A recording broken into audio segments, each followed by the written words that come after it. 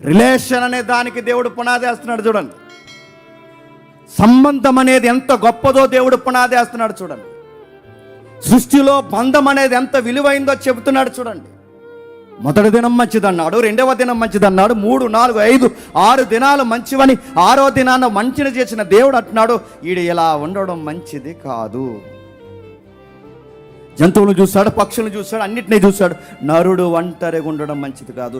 దేవుడు వెంటనే నిర్ణయించుకున్నాడు, వాడికి మ్యారేజ్ చేశాడు, వివాహం జరిగించి అన్నాడు, ఇప్పుడు సృష్టి మంచిది. ఇంత పెద్ద గడ్డి, ఇంత పెద్ద వృక్షాలు, ఇంత పెద్ద విశ్వము, ఇంత పెద్ద సమాజము, ఇంత పెద్ద వ్యవస్థ, జంతుజాలము, రకరకాల వ్యవస్థలు ప్రారంభమైతే ఇంత పెద్ద విశ్వానికి దేవుడికి లోపంగా కనబడుతుంది. నరుడు ఒంటరిగా ఉండడం మంచిది కాదని. అయితే ఆ లోపాన్ని భర్తీ చేసింది ఏంటో తెలుసా? మ్యారేజ్, వివాహం, పెళ్ళి. ఆ విషయాన్ని, పెళ్ళి అనేది సృష్టికే సౌందర్యం. అందుకే మన సాంగ్లో వస్తుంది, సృష్టిలోనే సౌందర్యమైనది నువ్వు పెట్టిన వివాహ వ్యవస్థ. మ్యారేజ్ అనేది లేకపోతే నేచర్కి బ్యూటీ లేదట, గమనించండి. వివాహం అనేది లేకపోతే ప్రకృతికి అందం లేదట. నువ్వేమనుకుంటావంటే ప్రకృతి అందంగా ఉందని దాంతో సెల్ఫీలు తీస్తావు. దేవుడు ఏమన్నాడు తెలుసా? రే, నువ్వు దాంపత్య జీవితం లేకపోతే సృష్టికే అందం లేదన్నాడు దేవుడు. మేఘాలు బాగున్నాయి, గట్టులు బాగున్నాయి, పిట్టలు బాగున్నాయి, చెట్లు బాగున్నాయి, నదులు బాగున్నాయి కాదు. దేవుడు అన్నాడు, మీరిద్దరు కలిసి బతికితే బాగుంటుంది. అది కొండల కన్నా గొప్పగా ఉంటుంది, నదీ పరివాహక ప్రాంతాల కన్నా గొప్పగా ఉంటుంది. అందమైన మేఘాల కన్నా దాంపత్య జీవితం వీటన్నిటికన్నా అందమైంది. బంధాన్ని దేవుడు ప్రారంభిస్తున్నాడు. ఇదిగో, నువ్వు ఒంటరిగా ఉండకూడదు, నీకు ఒక గొప్ప బాధ్యత ఇస్తున్నాను. ఎంత బాధ్యత తెలుసా? సృష్టి నిర్మాణాన్ని బాగా వినండి. సృష్టి నిర్మాణం 6 మొదటి దినం, 2వ దినం, 3వ దినం, 4వ దినం, 5వ దినం, 6వ దినం. సృష్టి బాగా వినండి. సృష్టిని దేవుడు చేసిన తర్వాత ఈ కార్యక్రమాన్ని దేవుడు ఎలాగా ఆపేశాడండి చెప్పాలి. సృష్టి నిర్మాణం అంటే ఈ ప్రాజెక్ట్ని ఎలా ఎండ్ చేశాడు, ఎలాగ ఆపాడు? సృష్టి నిర్మాణాన్ని ఎలా ముగించాడో తెలుసా? మ్యారేజ్ చేసి ముగించాడు. ఫుల్ఫిల్ అన్నాడు. ఇంత పెద్ద సృష్టి నిర్మాణాన్ని దేవుడు ముగింపు ఎలా పలికాడు? సృష్టికి ముగింపు ఎలా పలికాడండి? వివాహం చేసిన తర్వాత సంపూర్ణమైంది అన్నాడు. ఆశ్చర్యకరమైన విషయం ఏంటో తెలుసా? సృష్టి ఆయన చేసి వివాహముతో ఆయన సృష్టిని సంపూర్తి చేసి ముగిస్తే మరొక సృష్టి నిర్మాణాన్ని ఎవరి చేతుల్లో పెట్టారో తెలుసా? భార్య భర్తల చేతుల్లో పెట్టి. దాన్నే ప్రోక్రియేషన్ అంటారు. అంటే ఆయన చేసిన సృష్టికి కొనసాగింపు చేసే సృష్టికర్తలు ఎవరో తెలుసా? మనమే. ఆయన చేసిన సృష్టికి ఆ సృష్టి కొనసాగింపు, జనరేషన్ కొనసాగింపు, అంటే మిగిలిన సంతాన ఉత్పత్తి కార్యక్రమం, ఈ సృష్టి కార్యక్రమం ఎవరి చేతుల్లో పెట్టాడో తెలుసా? భార్య భర్తల చేతులు. అందుకే సృష్టి కార్యక్రమం చేసి అక్కడ ముగిస్తే కొనసాగింపు దేవుడు భార్య భర్తల చేతుల్లో పెట్టాడు. ఎంత ఆశ్చర్యం అండి! మనుషుడు కలిస్తే మరొక మనిషి పుట్టడం ఏంటి? మనిషి నుంచి మరొక మనిషి రావడం ఏంటి? ఎంతకుంటుందండి? సృష్టి నుంచి బాగా వినండి. సృష్టికర్త సృష్టిని చేసి మనల్ని సృష్టములుగా పెడితే మన నుంచి మరొక సృష్టి అంట. ఎప్పుడన్నా పిల్లల్ని అలా చూడండి, నిద్రపోయినప్పుడు మా పాపని నేను చూస్తాను, మీరు చూస్తారు లేదు, చూడండి, 2 ఫేసులు కనబడతాయండి వాళ్ళలో. అటు అమ్మలాగా కనబడుతుంటారు, వాటి నాన్నలాగా కనబడుతుంటారు. గాడ్ క్రియేషన్ ఏంటి చెప్పనండి, విచిత్రంగా ఉంటుంది. అమ్మ నాన్న ఇద్దరు కలిసి ఒక ప్రతిబింబాన్ని దేవుడు తయారు చేసి అలిస్తాడు. ఎంత బ్యూటిఫుల్గా ఉంటుందో, ఎంత ఆశ్చర్యంగా ఉంటుందో. ఆ బిడ్డను చూస్తుంటే అన్ని రకాలు, అంటే తల్లిగా కనబడుతుంటుంది, తండ్రిగా కనబడుతుంటుంది. అంటే దేవుడు సృష్టిని నీ ద్వారా కొనసాగిస్తాడు. బంధం, భార్య ఒక బంధం, భర్త ఒక బంధం, పిల్లల ఒక బంధం, ఆశ్చర్యకరమైన బంధం. ఇలాంటి బంధంలో దేవుడు ఏమన్నాడు తెలుసా? నువ్వు స్త్రీగా ఉండు, నువ్వు పురుషుడిగా ఉండు. కానీ చాలామంది ఏమనుకుంటున్నారు తెలుసా? స్త్రీగా పురుషుడిగా ఉండంటే స్త్రీలు అన్నారట, మొగోలుగా పుడితే బాగుండు అన్నారు. ఈ మధ్య కొంతమంది అదో రకములు తయారైపోయారు. ఆడికి చీర కట్టుకోవాలనిపిస్తుంది ఏంటో మరి. ఆడవాళ్ళ బట్టలు వేసుకుంటున్నాడు, రకరకాల పనులు చేస్తున్నాడు, ఈడేటర్ ఇలాగైపోయాడంటే ఆడు ఫీల్ అయిపోతున్నాడు. అనవసరంగా మగోడుగా పుట్టాను, ఆడపిల్లగా పుడితే బాగు. ఇంటర్వ్యూలు మళ్ళీ ఆడికి ఎవడన్నా అడగండి, ఆడికి మళ్ళీ ఇంటర్వ్యూలు. దరిద్రం ఏడ చెప్పినా దేవుడి సృష్టిలో నువ్వు ఆడపిల్లగా ఉండాలన్నది దేవుని యొక్క చిత్తం, నువ్వు మగపిల్లోడుగా ఉండాలన్నది దేవుని చిత్తం. ఆ జెండర్కే పేరు పెడతావంటే నువ్వు ఎవరికి లోపం చూపిస్తున్నావు తెలుసా? దేవుడికి లోపం చూపిస్తావు. అది కన్నా చదివినప్పుడు మీరు చదవండి.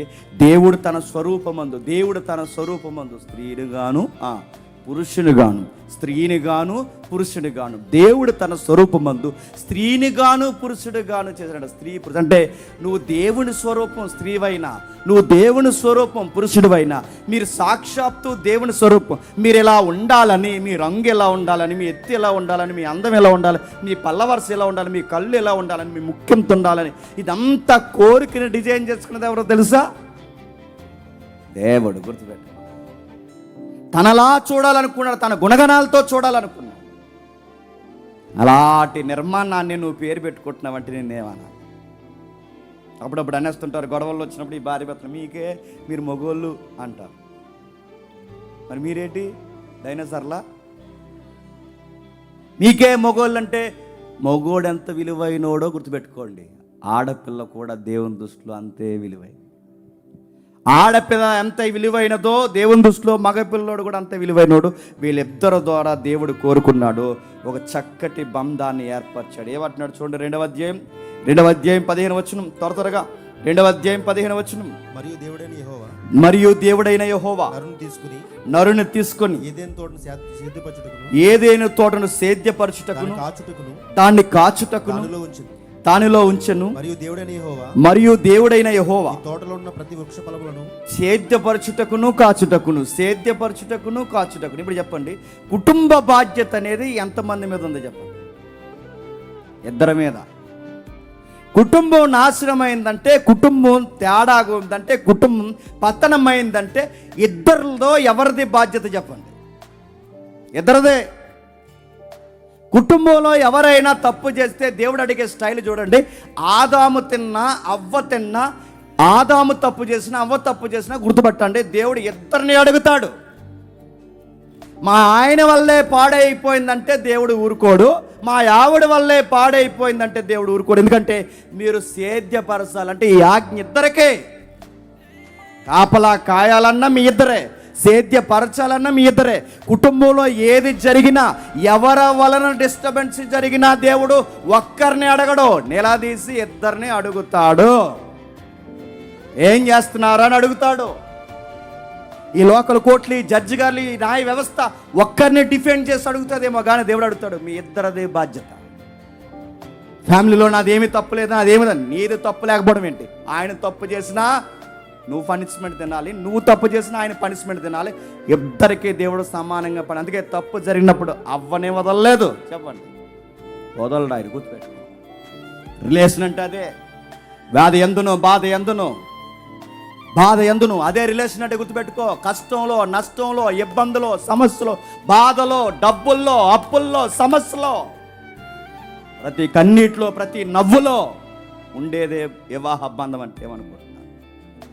ఆయన బాధలు ఆయన, నా బాధలు నా అంటే నోర్మే తప్పదే. తన బాధలు తనవే, నా బాధలు నాదే. వండుతుంది బట్టలు నోర్మే, తన బాధ నీది కూడా. ఒకరి బాధలు ఒకరు కలిసి నవ్వినా ఇద్దరు నవ్వాలి, నవ్వినా కలిసి ఇద్దరు నవ్వాలి, ఏడ్చినా కలిసి ఇద్దరు ఏడవాలి. ఒక ప్రయాణం పోయిన ఇద్దరు కలిసి నిర్ణయం తీసుకోవాలి, ఒక వస్తువు కొనాలన్నా ఇద్దరు కలిసి మాట్లాడుకోవాలి. ప్రతిదీ తనతో డిస్కషన్ చేయాలి. ఎందుకంటే దేవుడు రిలేషన్లో అదే పెట్టాడు.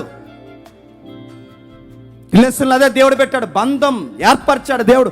కలిసి చెయ్యాలి ఏది చేసినా. మీ ఇద్దరు ఏమాత్రం నిర్ణయాలు తేడాగున్నా, మీ ఇద్దరు ఏమాత్రం నవ్వడంలో తేడా వచ్చినా, ఒకరు నవ్వుతూ ఒకరు ఏడుస్తూ ఒకరు నవ్వునా, దేవుడు అన్నాడు జాగ్రత్త. తను ఏడుస్తే నువ్వెందుకు నవ్వుతున్నావు, నువ్వేడుస్తుంటే తనెందుకు నవ్వుతున్నాడు? ఫ్యామిలీలో కన్నీరు వచ్చిందంటే ఇద్దరికి సంబంధం ఉంది.